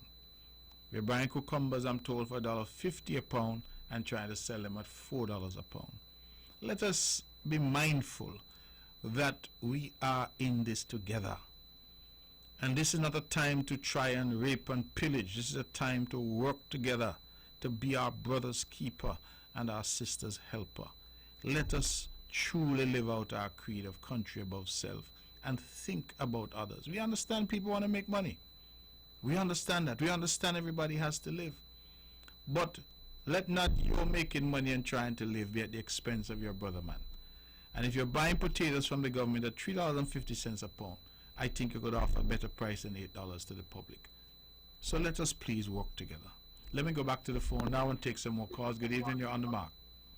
Hello, good evening. Good evening. It's Minister Brandy Williams calling in. Hi, Minister. How are you doing? Not too bad, thank you. Okay, great. Can you give us an update? Let me start by saying that yesterday we celebrated World Health Day, and the theme was support nurses and midwives. And in my view, that theme is very fitting, in that especially at this time when we are battling COVID-19, our nurses and midwives find themselves at the front line of the healthcare profession. And so I want to say kudos to them and thank them very much for the work that they have been doing, especially those in Nevis and in the Federation of St. Kitts and Nevis. We are aware that nurses play a very pivotal role in healthcare. They are the right hand for our doctors, and without them, nothing much could move forward. And so we are eternally grateful for them and for what they have been doing over the years. Total dedication, and I can say that sometimes they work in not the best of conditions, but they stay focused, they stay dedicated, and they will come day after day to do what they have to do. And so I want to place on record this evening that we are truly thankful, personally, as a government and as a people, that we are grateful to them for their sterling contribution over the years. When I speak to some of the nurses, some would tell you they have 30 plus years and they look not older than a teenager, but it goes to show that they took an interest and they have invested a number of years in our total health care system. Minister Brantley, as you are aware and as everyone, we are all aware, the Ministry of Health is the hub of all the activities pertaining to COVID-19. I want to go on record as well to say thank you to Dr. Judy and the team who are working extremely hard to bring ball by ball commentary to us as we progress at this time. I think most persons are aware of the persons on the team. I think they consist of education, agriculture, security, customs, port health, and of course the health promotion unit. That unit, I must say as well, kudos to them for bringing the information to us. We have seen a number of promotional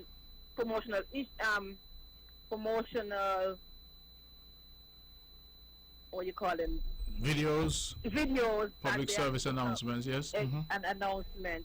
And I want to say at this time that we need to take heed to these announcements. To date, the one of the main things of avoiding the COVID is still the level of hygiene that we are to observe.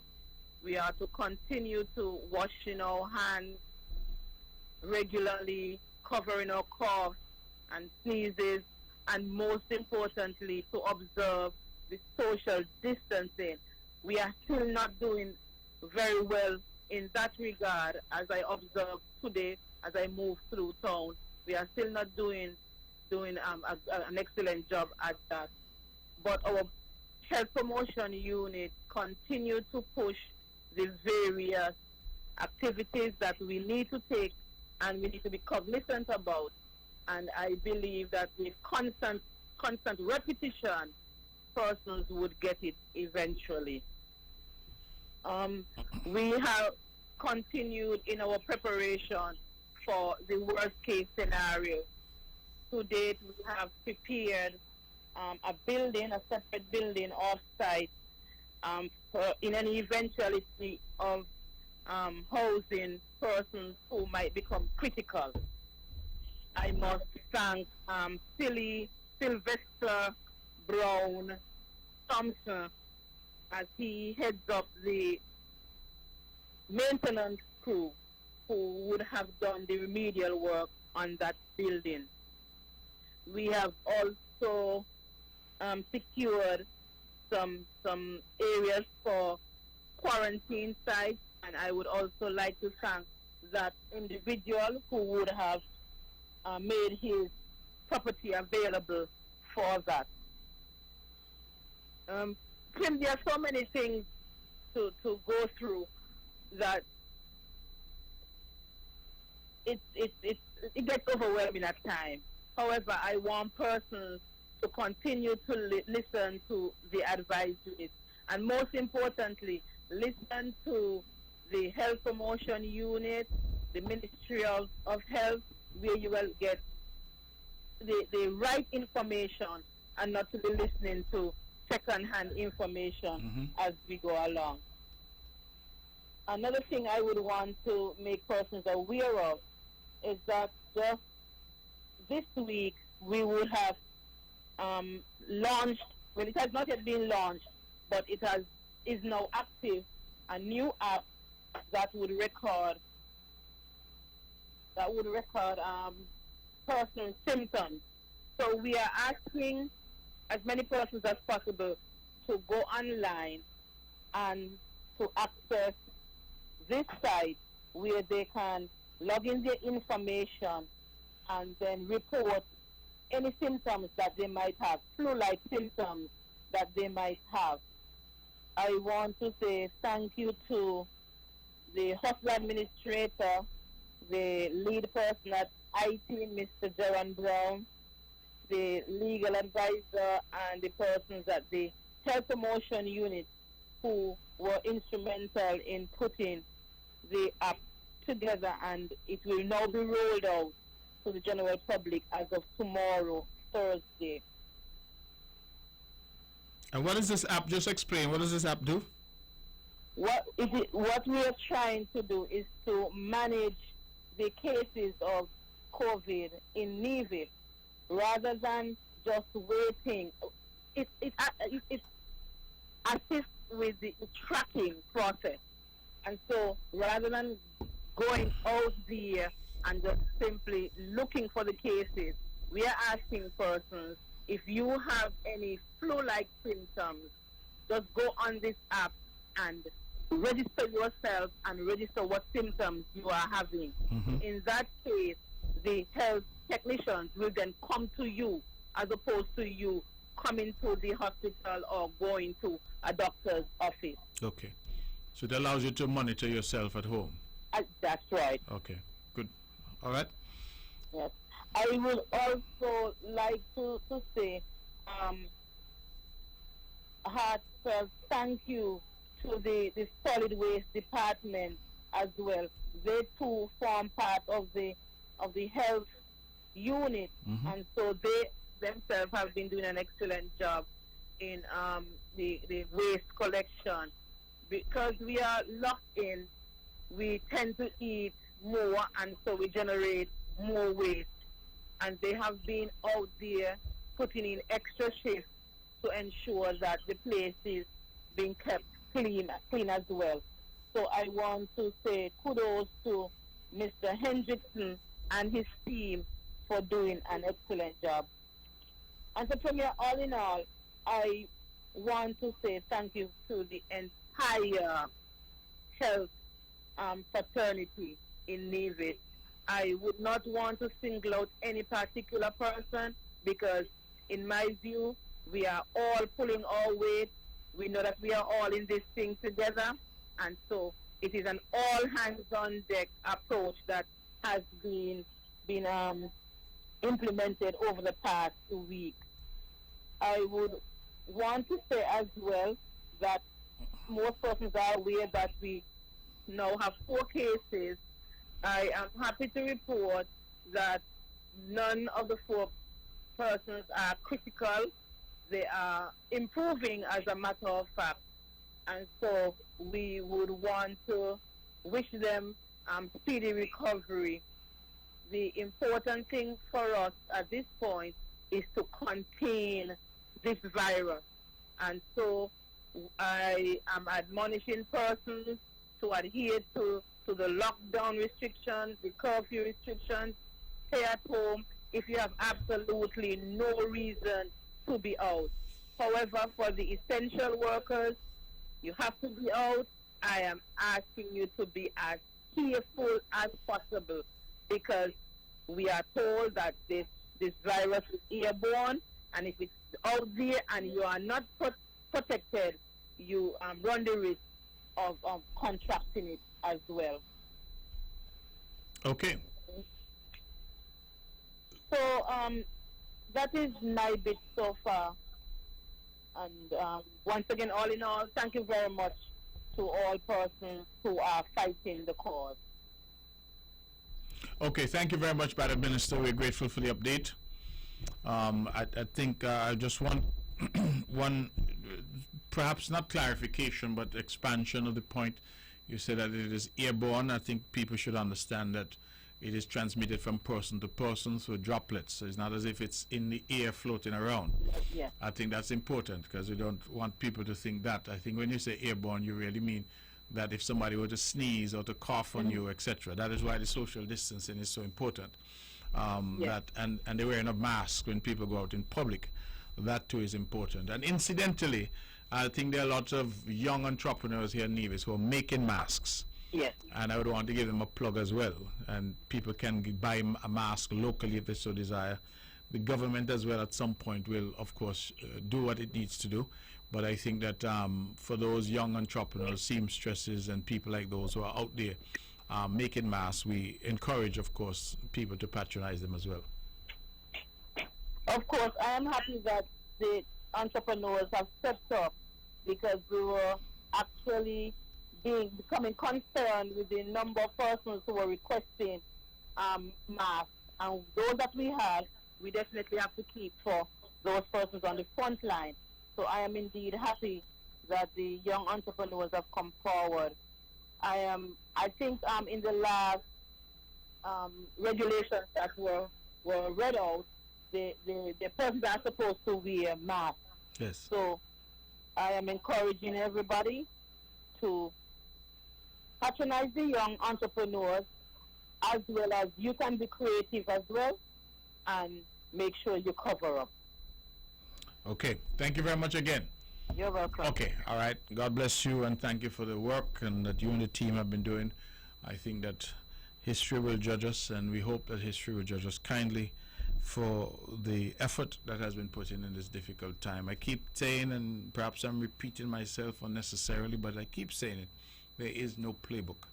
Nobody has done this before and left a do and don't, do's and don'ts. And this is what you do. So the reality is that we are, in a very sense, having to adjust almost on a daily basis. Today we tried the zoning for people to shop. Some are saying it worked, some are saying it did not work. But these are all things that we have to look to. It is 20 minutes to the hour of 10 o'clock. Let me go back to the phones. Good evening, you're on the mark. Good evening, Honorable Premier. How are you? Yeah, good evening. I'm not bad at all. This is Charles Evans. Hi, good evening, Minister. How are you? I'm doing very well. Good. I trust and hope everybody is keeping safe, observing the social distancing and so on. I too would like to call in. I know some colleague ministers have called in to, give their encouragement to the general public and also to give some updates on the things that are going on in terms of what the government is doing to ensure that the people of Nevis are getting the best representation, even in a time such as this. Of course, we're all aware that school would have gone off 1 week early, well, a week and a half early, for the usual Easter break. Because of the situation with the coronavirus, the COVID-19, we were not able to have the usual inter-primary school sports, and that was a big letdown for many folks. In fact, last week, when the day that would have been inter-primary came around, we had so many posts going out on social media, people talking about what they would have been doing and so on. But everybody, the general public on a whole, I think have been very understanding because they realize what's going on. They realize that we are in an unprecedented situation where we have to put health and safety above all else. I think what I heard one person say is that we have gone back to basics. It's things like health and safety and security and things like being able to eat and shelter. These are the things that we are now focusing on. And of course, life goes on. So in terms of what we are doing in education, we started to prepare for this early because we kind of saw it coming. And so we had the various schools prepare some packages for the students to take home with them, sort of homework packages and so on. And what we anticipate is in the event that the vacation goes longer than the, I think school was scheduled to come back in around the 20th or so. But in the event that we don't come back in time, we had the packages prepared so the students would have work to keep them busy for the time being. At the same time, the folks in the ministry and the Department of Education have been working overtime. Mm-hmm. We have been in constant communication with our counterparts over in Thinkit, Federal Ministry of Education. The lines of communication have been opened. Myself and Minister Richards, we've been in constant communication, and also the good folks working in the ministry, the permanent secretaries, the CEO over in Thinkit, the PEO here in Nevis, the education officers, and we've been working together to come up with what would be the way forward.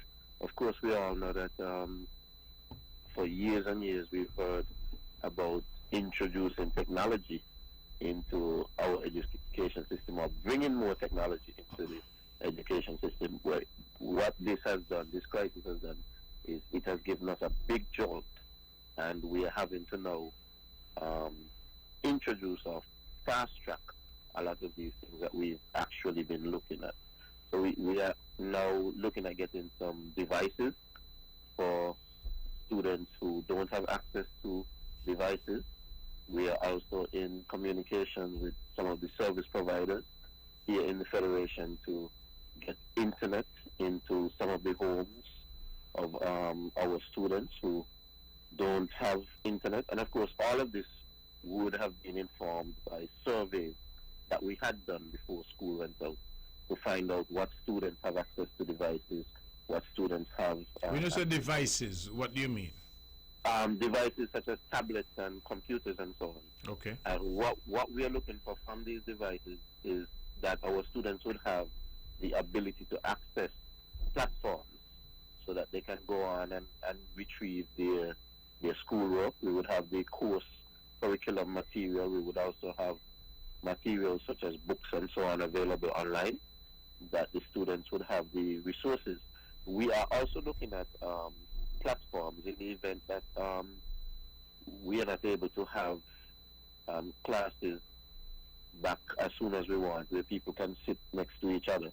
If in the event that the social distancing lasts for a longer time than we would want it to last, ideally, we're looking at having situations where students can learn virtually, where we can have a platform where the teacher can teach and the students can use whether a computer or a tablet and observe the teacher teaching, and they would be able to raise hands and ask questions and so on. So it would be fully interactive. Mm-hmm. We have been looking at several platforms. We have not finalized what platform to use it, but we have been working together to look at that. We have also partnered with Flow. Flow has a platform which I think is called Flow Learn, where students will be able to access. This is something where students can learn at their own pace. Basically, they can go on there and they can access the curriculum, and they can access learning materials. And this will be available for all of our students from high school down into the primary school. This is something where parents now can work with the students. I think the Ministry of Education, both on Thinkit and on Nevis, they have prepared unique emails for our students, and those will be given out to the students in short order. They would have them, and then they will be able to access the platform using these emails. And what this would also do is to give the schools, because the schools will also have access. So the students would be in a certain cluster where we know what class they're in and so on. So the schools will also have access so that a particular teacher can put work in, and that will go to a certain set of login names and so on. So we would be able to track the work that the students are doing online and so on. Of course, the parents would have a big role to play. I was just corrected. It's Flow Study. The name of the platform that I'm speaking about is Flow Study. So this is one platform that is going to be available to students. We're also looking at other platforms that will have the ability to do different things. So there is quite a lot going on behind the scenes. Of course, Premier, it's a new way of working for us in education because we are not able to sit down together and have face-to-face meetings. So a lot of the meetings that we have been having have been virtual meetings using various platforms and so on, and having these discussions, and then people would have to go back and do that work, and then you come back and you have another virtual meeting to see what the progress is and so on. But we are making the best of the situation. Training, we have training available for our teachers on the same platform that I just spoke about, the same Flow platform. So there's quite a bit of work that's going on behind the scenes. Okay. You want to tell us a bit about CPS, where we, in terms of moving that project forward? In terms of the work on the Charleston Private School? Okay. We've had the lockdown. The ministry have already determined a set of works to be done. Of course, we are working in conjunction with the environmental health department here on Nevis, because, of course, our facilities, we want them to be child-friendly. We want them to be teacher-friendly. We want them to be learning-friendly. We want our teachers and students to come to spend their days in the best facility possible. So we have had the advice from the health personnel, and we are now going to get back to work on that, hopefully, because we had the lockdown for the past week and some. The work was halted for that time, but we are hopefully going to be starting up at least some of the works, hopefully next week. And what we would try to do is to get things done that would involve the personnel or the workmen not working in close proximity with each other. Because even though we want to get the work done, we still want to observe the principles of social distancing and so on. I think the most important thing at this point is for us to get past the COVID-19, so that we can ensure that here in the Federation and here on Nevis, that we have gotten past that initial phase and we have gotten control of it. And then I think after that, things would free up a bit more. So we're looking to get this. There were a few classrooms that were out. We're looking to get those classrooms back in shape, that when the time comes that the new semester or the new term is ready to start, that we have those classrooms in top shape. Okay. All right. Well, thank you very much. I think that would be of some assurance to the good parents, teachers, students for that particular school. So thank you, Minister, for the update. Thank you for the hard work that you and the others in education have been doing to ensure that our children continue to get the best possible education, even under the circumstances. Okay, Premier. I want to hello? Yes, go ahead. You're still on the air. Go ahead. Oh, yeah, I just wanted to leave a last word and to say to folks that, we understand that this is a trying time, but it is indeed a trying time for all of us. And it's a time for us to come together, in one spirit and so on. We can't come together physically, but, we can come together in prayer, and we can come together in other things, and I think we will get past this sooner rather than later. Okay. Yeah. Thank you Have very a much. wonderful evening. Okay, thank you. We have just about 10 minutes left. We're taking calls if you have something that you wish to say. I was particularly interested in how the shopping went today and what criticisms or advice people may have. whether it went well, this new zoning plan. 869-469-1616, 869-469-1700. Tonight we use the program to get from our ministers pretty much a short update, snapshot as to where we are.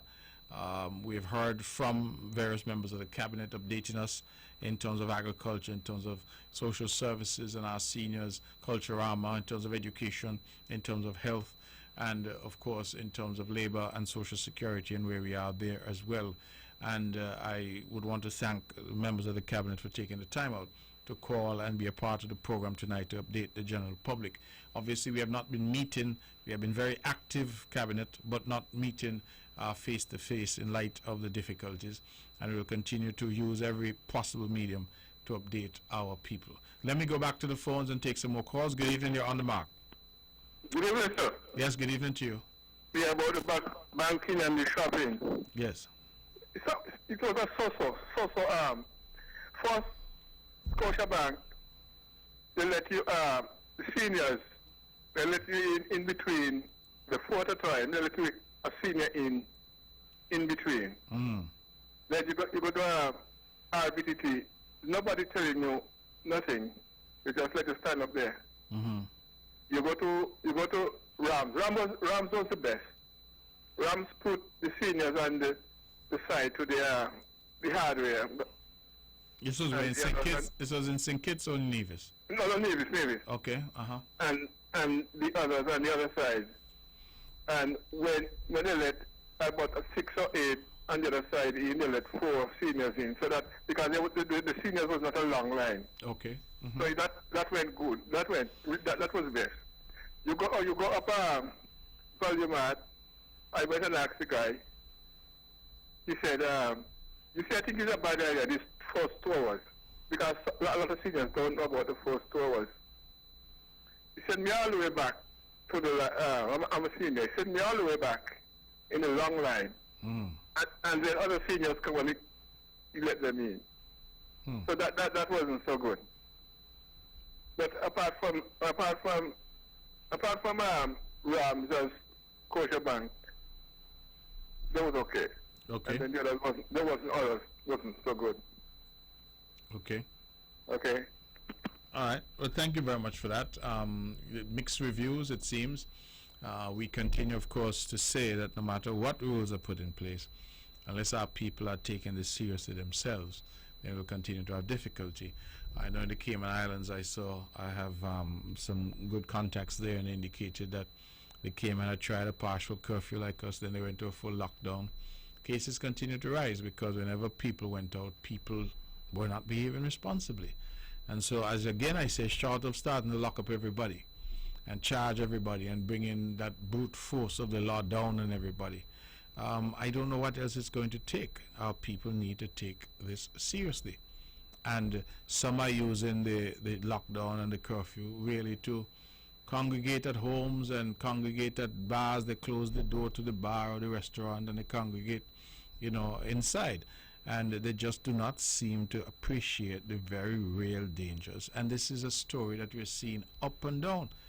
I said someplace, and I think that it is true, and I believe it to be true, that one of the greatest threats to our fight in the Caribbean against COVID-19 is the indiscipline of our people. Some may not like to hear it, but I think that one of our greatest threats to our successful fight against COVID-19 is the indiscipline of our people. Everybody wants to do what they want, when they want, and are not prepared to listen and to accept that the rules that are being put in place are put in place for their protection and the protection of others. And that is a big problem. Look at the countries in the world that have come out on the other side of this thing. China is said to be reopening. Singapore appears to be doing well. Hong Kong appears to be doing well. South Korea, Taiwan. You know what I sense from those countries? What they have in common? Discipline. The societies are disciplined societies. When the government says, listen, this is what is going to happen, this is what we want to do, people comply. I'm told in Hong Kong, everybody is wearing a mask. Today as I drove through, I saw a line there by Best Buy in town. Some were wearing masks, some were not. People are just as if they're just hanging out. And again, our people must be responsible and disciplined. So the indiscipline of our populace continues to be a challenge. And of course it is the fallback position is to blame the government. But if God forbid our people were to start to get sick and sick to the point where they need to be hospitalized and they need ventilators and all of that, what is going to happen? We are in an environment now where we're still saying that with only 4 cases on the island of Nevis, and with all those 4 people doing well medically, our view still is that we can contain this to the point where we have no deaths and we have nobody needing hospitalization. But in order to do that, we need our people to be responsible. I don't know how many different ways I can say it. I only speak English. So be responsible. Let's go back to the phones. Good evening, you're on the mark. Hi, Mark. Good evening. How are you doing? I'm fine, thank you. We only have about a few minutes left, so go ahead. Yes, I just want to say, to be honest, my heart really goes out to the people in the Federation who have been infected and their families, and just hope that they will continue to improve. Fortunately, just 2 of them were in the hospital, and they are now out from all reports and recovering nicely. So we continue to pray for them. My heart also goes out to the churches, because, you know, the church is what represents God. And even the churches are affected in a negative way. Because just imagine, which we will never imagine, that churches will not be in a position to have church. Just imagine.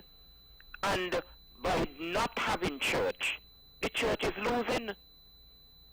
The church is losing in a big way, because jobs, if people lose their jobs, they can't pay the tithes. When a church has service, they have visitors. The visitors will contribute in terms of offering. The church is also losing. The government, in a big way, which is the leader, is losing. Every single, imagine, I went to Jamaica over the last year or 2, about 3 times. And nearly all of the people who served me in Jamaica, they're out of work. I went to St. Lucia, it's the same thing. I went to Barbados, it's the same thing. I went to Antigua, it's the same thing. Just Saturday, just about over 700,000 people lost their jobs in America. It has nothing to do with the government here, like what we are hearing from other sources, which we will deal with at another time. This is a serious, serious crisis which is unwelcome, which we never invited. The war which we are fighting, and we are waiting and praying and wishing and hoping for the very, very best, which we have no answer in terms of what will take place in the future. It's only the mighty God. He has the answer. And we are hoping and praying that, you know, which I will just leave it because I realize we're at the top of the hour. So let me wish you, Mark, the rest of the program, the station, the nation, and may God continue to bless our beautiful Federation of St. Kitts and Nevis. You take care, and all the best for the Easter and for our country. Thank you, and what a wonderful way to end a word of prayer, if you will, asking for God to be with us and to intervene. I think that we must not forget to pray, and to pray tirelessly. I want to thank all the callers, the ministers of government who called in this evening. I also, of course, want to take some time to wish our people a happy Easter, holy Easter, blessed Easter. I know that it is a difficult time, but nevertheless, Easter is one of the most important times for Christianity and Christendom globally. And I want to just take a moment to wish everyone a blessed Easter.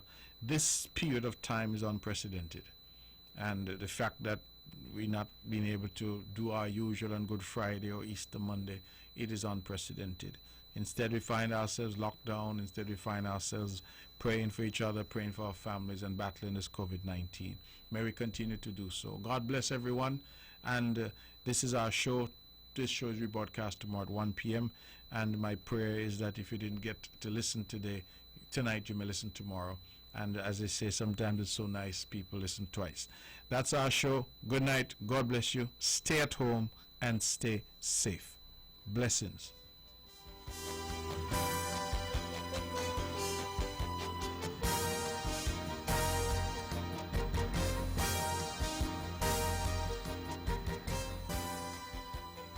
The views and opinions expressed on the preceding program were solely those of the participants and do not necessarily reflect the views of the Nevis Broadcasting Company Limited or its advertisers.